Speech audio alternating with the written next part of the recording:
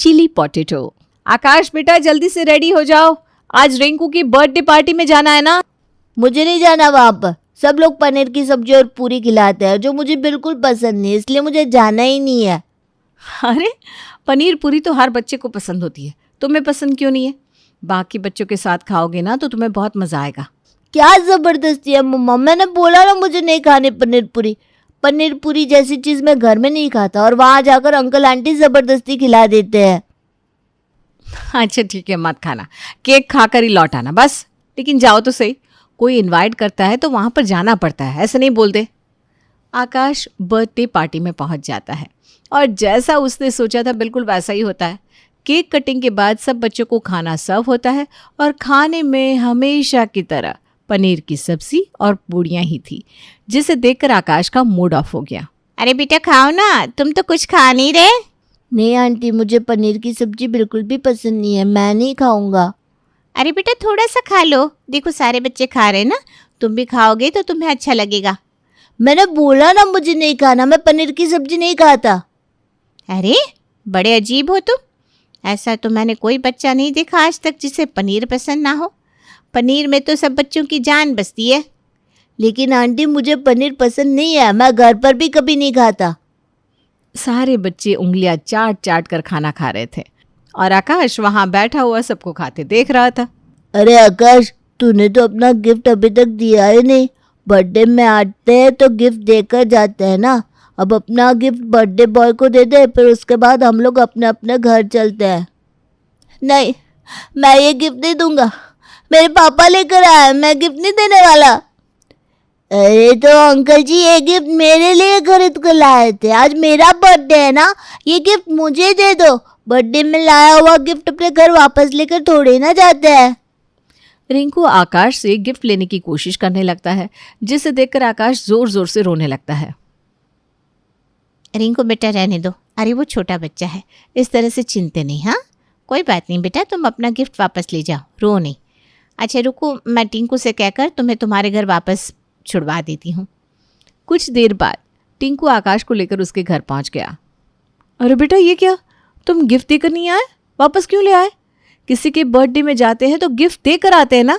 चलो अपने हाथ से भैया को गिफ्ट दो, वो रिंकू को दे देंगे। एक बार फिर से गिफ्ट देने की बात सुनकर आकाश जोर जोर से रोने लगता है। अरे आंटी, मैं भी इससे यही बोल रहा था कि रिंकू को बर्थडे गिफ्ट तो दे दे, लेकिन गिफ्ट देने की बात सुनकर वहाँ पर भी ना ऐसे ही जोर जोर से रो रहा था। फिर मेरी मम्मी ने कहा कि मैं इसको घर छोड़ दूँ, और आपको पता है इसने खाना भी नहीं खाया। बाकी सारे बच्चे खुश होकर खाना खा रहे थे, लेकिन पता नहीं इसे क्या हो गया था। बड़ी मुश्किल से समझा बुझाकर आकाश की मम्मी वो गिफ्ट टिंकू को दिलवाती है और फिर आकाश को लेकर घर के अंदर आती है। अंदर जाकर देख रहे हैं अपने साहबजादे की हरकतें। पहले इनको बर्थडे में नहीं जाना था, किसी तरह से बर्थडे में गए तो वहां जाकर खाना नहीं खा रहे। बर्थडे पार्टी खत्म हुई तो कहने लगी गिफ्ट नहीं दूंगा। अरे कुछ समझाइए इसको, या ये हमेशा ऐसा ही रहने वाला है? मैंने पहले ही कहा था मम्मा आपसे कि मुझे बर्थडे पार्टी में नहीं जाना, आपने मुझे जबरदस्ती वहां भेज दिया। मुझे बहुत तेज भूख लगी है, कुछ अच्छा सा खिला दो।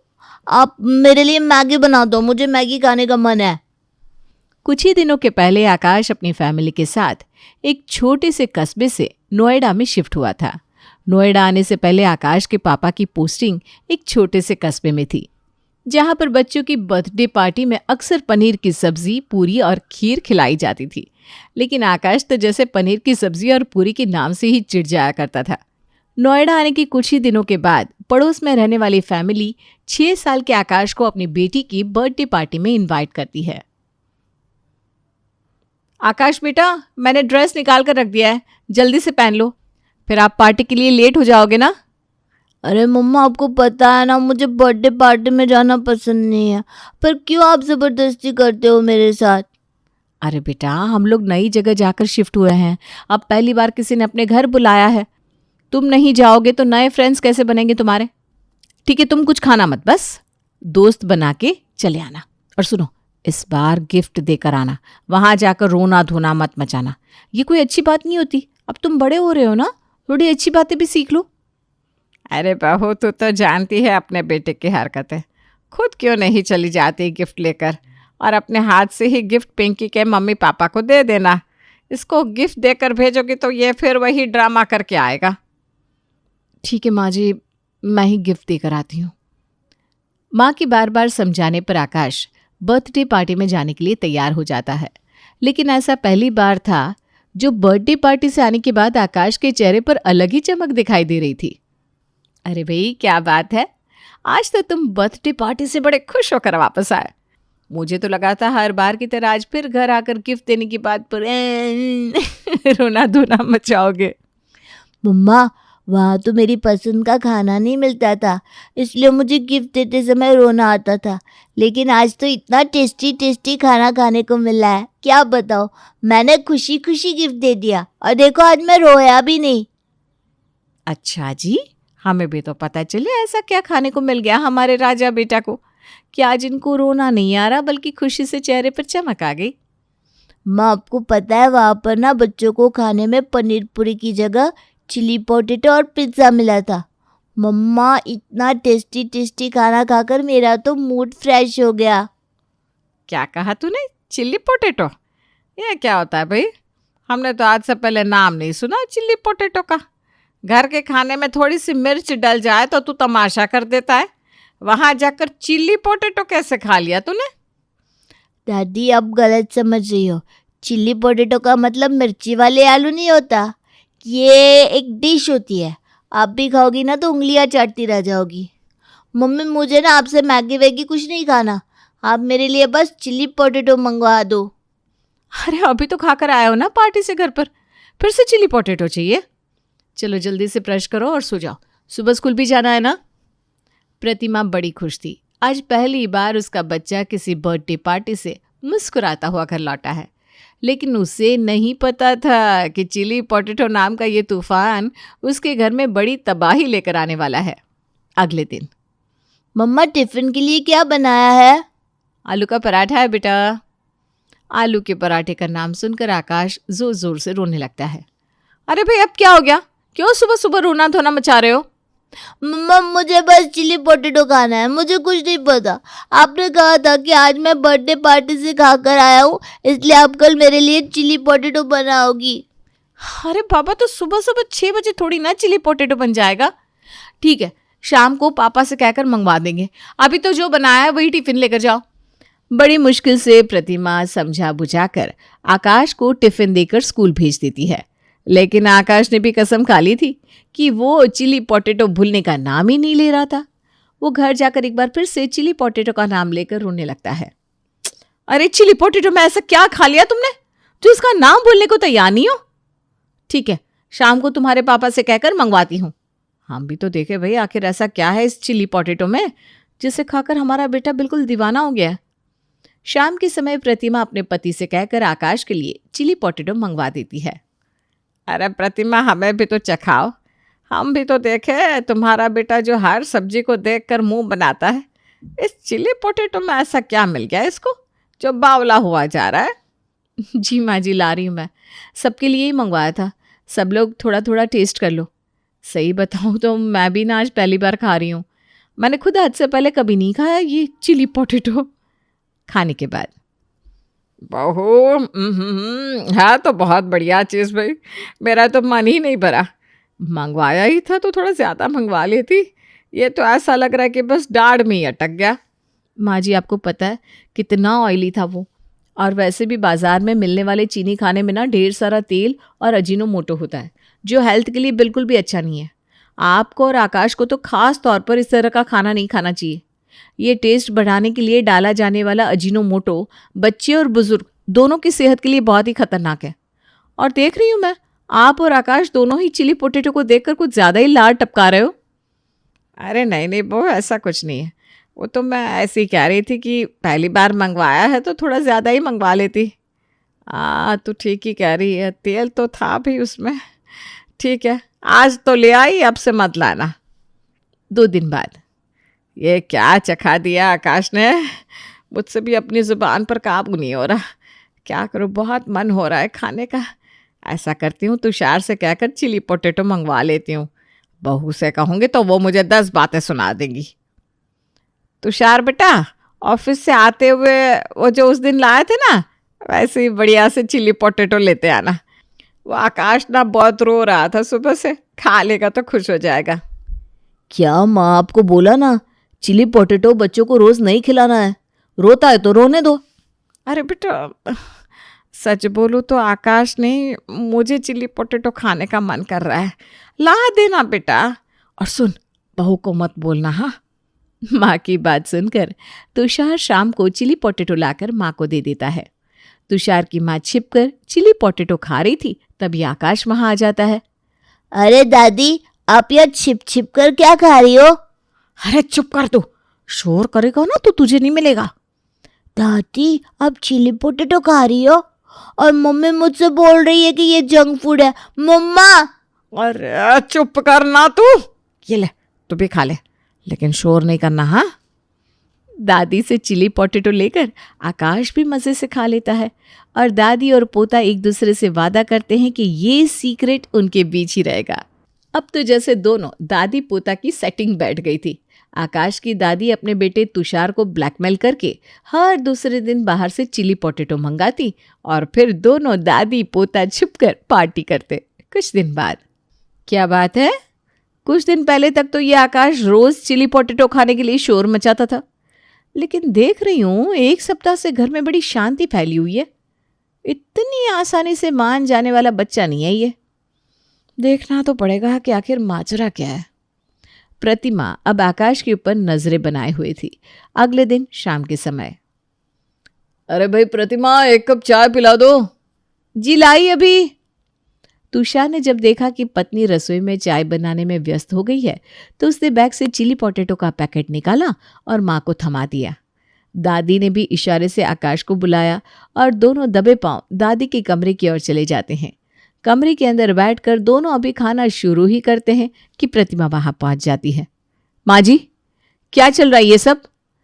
अरे बहू, चलना क्या है, ये आकाश ना कई दिन से जिद कर रहा था तो मैंने कहा ठीक है आज मंगा देती हूँ।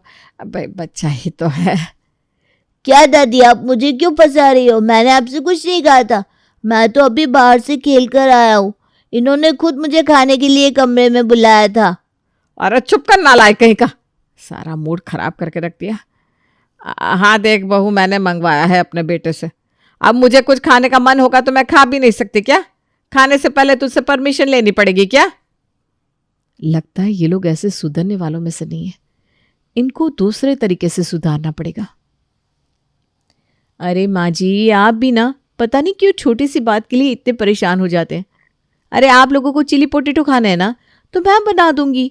साफ सुथरा, स्वादिष्ट और पौष्टिक तरीके से खाने का स्वाद कई गुना ज्यादा बढ़ जाता है। अब परेशान मत हो माँ जी, अब आपको बाजार का ये सस्ती तेल वाला जंक फूड खाने की कोई ज़रूरत नहीं है। बहू की बात सुनकर आकाश और उसकी दादी फूले नहीं समा रहे थे। अरे दादी, मज़ा ही आ गया। मम्मी तो हमारी फेवरेट डिश बनाने के लिए रेडी भी हो गई। हम लोग तो बिना बात ही इतना घबरा रहे थे। अगले दिन, मम्मा, आपको आपका प्रॉमिस याद है ना? आज आपको हम दोनों के लिए चिली पोटैटो बनाने हैं। हाँ बेटा, मैं बस बाजार ही जा रही थी, सामान लेकर आती हूँ, उसके बाद बनाती हूँ टेस्टी टेस्टी चिली पोटैटो। बाजार जाकर बहुत शौक चढ़ा ना दोनों दादी पोते को आलू के डीप फ्राई चिली पोटैटो का। एक तो दोनों पहले से ओवरवेट है, ऊपर से इन्हें रोज जंक फूड चाहिए। भैया ज़रा 1 किलो शकरकंद तोलना और आधा किलो शिमला मिर्च, आधा किलो टमाटर। घर आकर प्रतिमा शकरकंद को उबालकर उसके पतले लंबे स्लाइस काट लेती है और टमाटर उबालकर उसकी प्यूरी बनाकर उसे सॉस की तरह इस्तेमाल करती है और स्वीट पोटैटो वाले चिली पोटैटो बना देती है। अरे बहू, ये कैसे पोटैटो बनाकर लाई है तू? तूने तो सारे स्वाद को बेस्वाद कर दिया, कतई खाया नहीं जा रहा ये तो। माँ जी देख लिया आपने, मैं कहती थी ना ये बाजार वाले केमिकल डालकर टेस्ट बढ़ाते हैं।